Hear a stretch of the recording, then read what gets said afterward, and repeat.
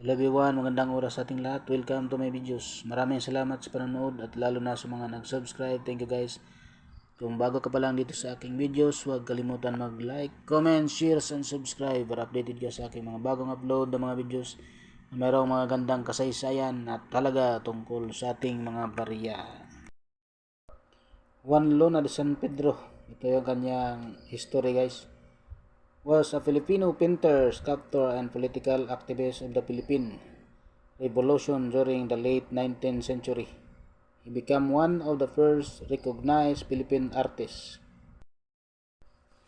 He winning the gold medal in the 1884 Madrid Exposition of Fine Arts, along with the silver win of fellow Filipino painter Felix Resurrection Hidalgo, prompted a celebration which was a major highlight in the memoirs of members of the propaganda movement.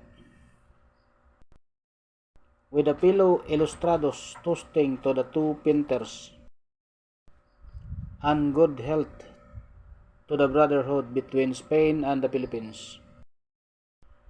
Regarded for work done in the manner of European academies of his time, Luna painted literary and historical scenes, some with an underscores of political commentary. His allegorical works were inspired with classical balance and often showed figures in the theatrical poses. Born in the town of Badok, Ilocos Norte in the northern Philippines, Juan Luna was the third among the 7 children of Joaquin Luna de San Pedro, Posadas, and Laureana Novicio Ancheta. In 1861, Luna family moved to the Manila and he went to Ateneo Municipal de Manila, where he obtained his Bachelor of Arts degree. He excelled in the painting and drawing and was influenced by his brother Manuel N. Luna, who according to the Filipino Jose Rizal was a better painter than Juan himself. Luna enrolled at Escuela Nautica de Manila, now Philippine Merchant Marine Academy, and became a sailor. He took drawing lessons under the illustrious painting teacher Lorenzo Guerrero of Ermita, Manila. He also enrolled in the Academy of Fine Arts, Academia de Dibujo Pintura in Manila, where he was influenced and taught how to draw by the Spanish artist Agustin Saiz. However, Luna's vigorous brush strokes displayed stature and Luna was discharged from the academy. However, Guerrero was impressed by his skill and urged Luna to travel to Madrid to further pursue his work. In 1877, Manuel and Juan Luna traveled to Europe, where Manuel studied music and Juan painting. Juan entered the Escuela de Bellas Artes de San Fernando, where he befriended the painter Don Alijo Vera. Luna was discontented with the style of teaching in school and decided that it would be much better to work with Vera. Vera brought him to Rome for some of his commissions, and Luna was exposed to the art of the Renaissance painters. It was established with the opening of the first arts exposition in Madrid, which was called the Exposition Nacional de Bellas Artes, or National Demonstration of Fine Arts. From then on, Luna became engrossed in painting and produced a collection of paintings that he exhibited in the 1881 exposition. In 1881, his La Muerte de Cleopatra, the death of Cleopatra, won him a silver medal and came in second place. Luna's growing reputation as an artist led to the pensionado scholarship of 600 pesos annually through the Ayuntamiento of Manila. The condition was that he was obligated to develop a painting which Juan Luna in his Paris studio. In 1883, Luna started the painting demanded of him by Ayuntamiento.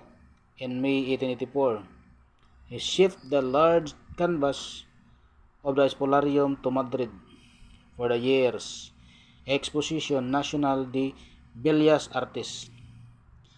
He was the first recipient of the 3 gold medals awarded in the exhibition, and Luna gained recognition among the connoisseurs and art critics present on June 25, 1884.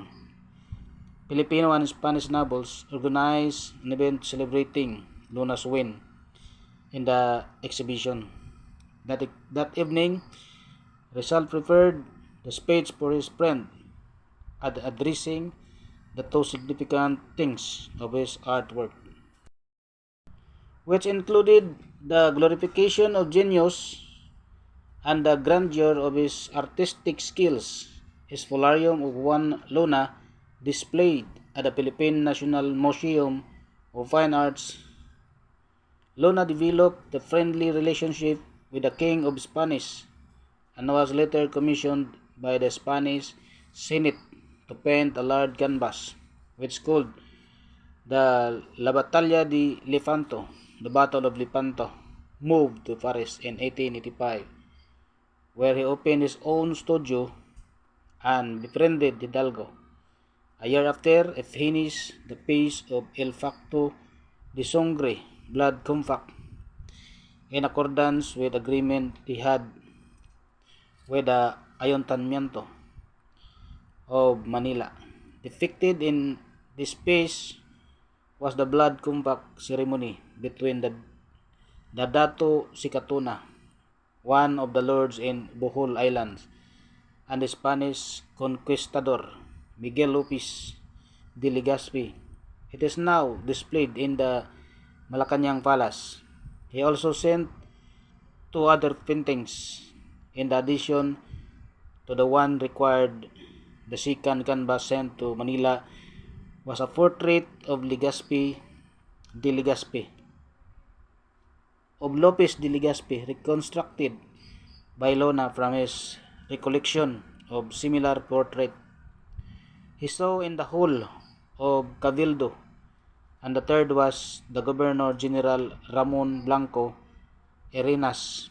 In 1887, Luna once again traveled back to Spain to enter in that year.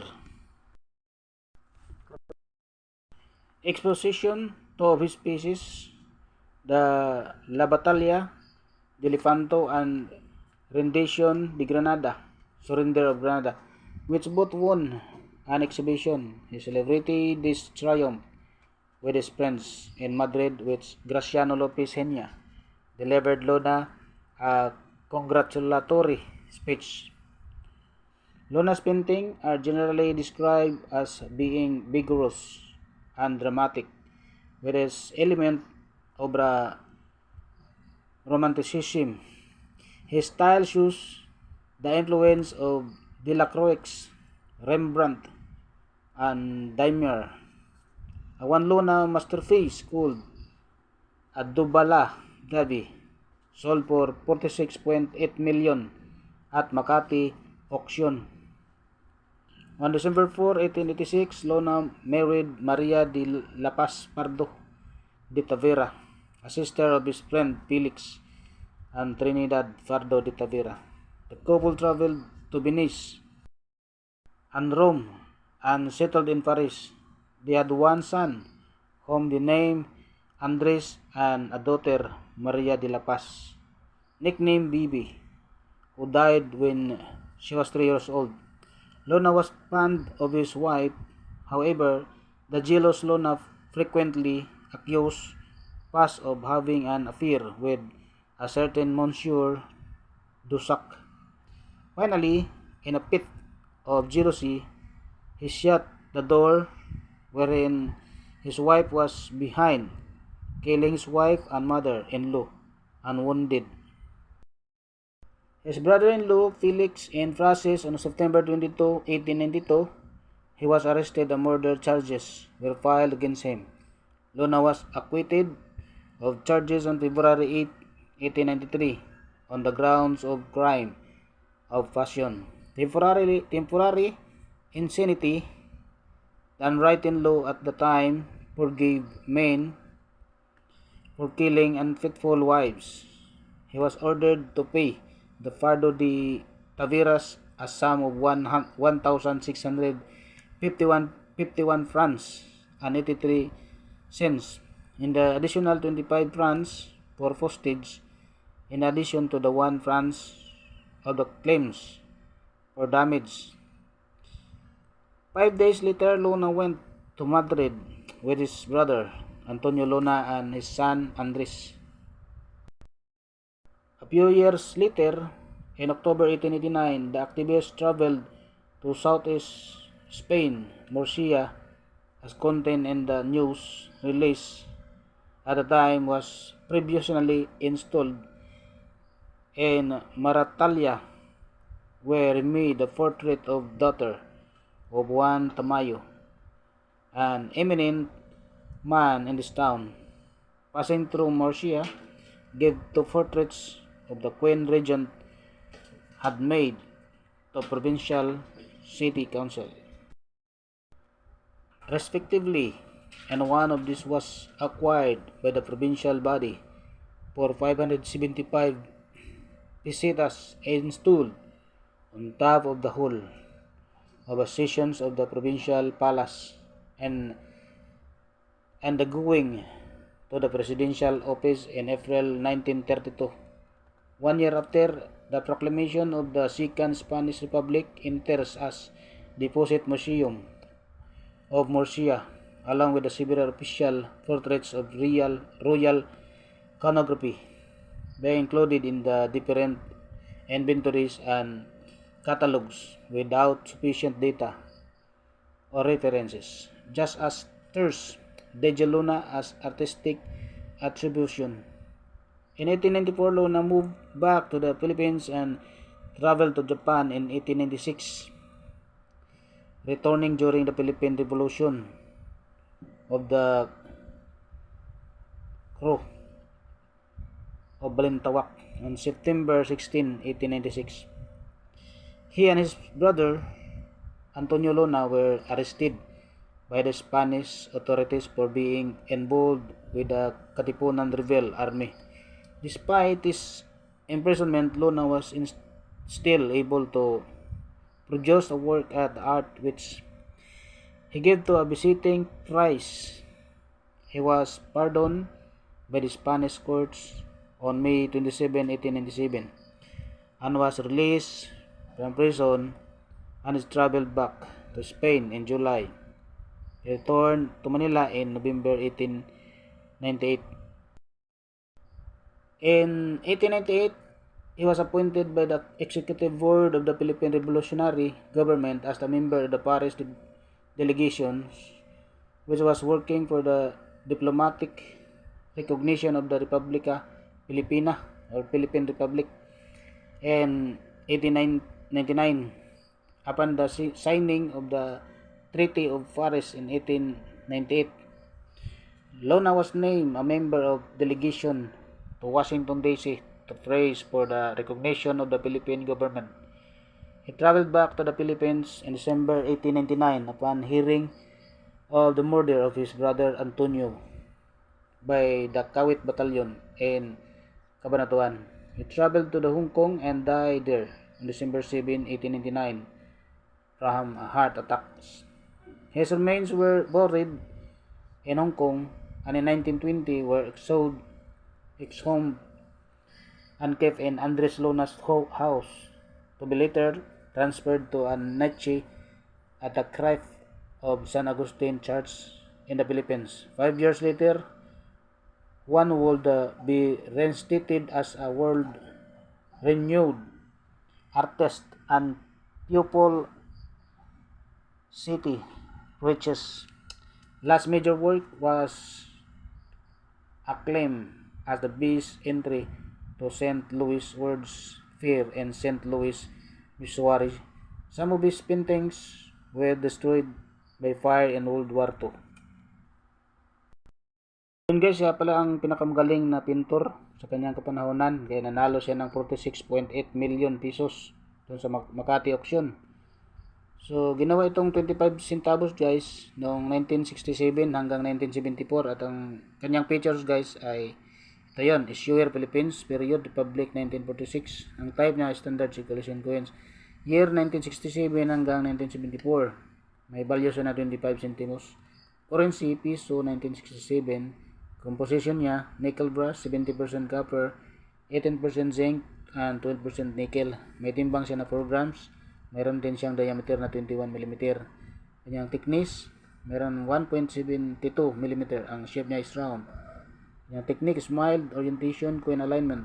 Na-demonetize na ito noong 1998.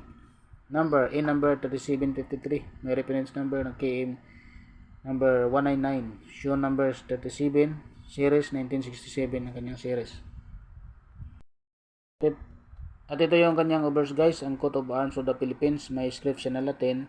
May lettering din siya na Republika ng Pilipinas 1971. Translation, Republic of the Philippines. At ito yung kanyang reverse guys. Left facing head of Juan Luna. Script Latin. Lettering 25 centimos. Juan Luna 25. Translation 25 centavos. Age readed.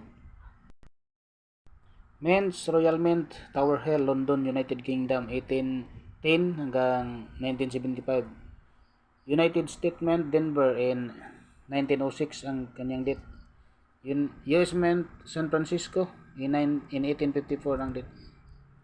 So, ang kanyang 1970 guys, mayroon siyang 20 million ang Denver. Ganon din ang San Francisco, 20 million. So, ang 1970 is 40 million mintage. 1972, meron siyang 59,572,000 pieces. 1973 is 3,428,000 pieces. 1974, 5 million. 10 million samples. 1975, 10 million din. At ang kanyang 1971 guys, ito yung 1971. Ito yung 1971 guys, meron siyang 60 million ang kanyang samples at 30%, 36% lang ang kanyang nagawa. Pinalabas. At ang record sa Inomista guys, inomista.com, ang kanyang uncirculated is 27 pesos. At naka-display din ito guys sa sa EB ng 1,400 pesos. Kung meron kayong mga ganito guys, doon na lang kayo mag-display sa eBay or Lazada o di kaya sa carousel para mabenta yung mga naka-stock yung barya sa inyong mga piggy bank. So, maraming salamat sa panonood guys. Hanggang dito na lang. At huwag kalimutan mag-like, comment, share, and subscribe para updated ka sa aking mga bagong upload na mga videos tungkol sa mga barya. God bless everyone.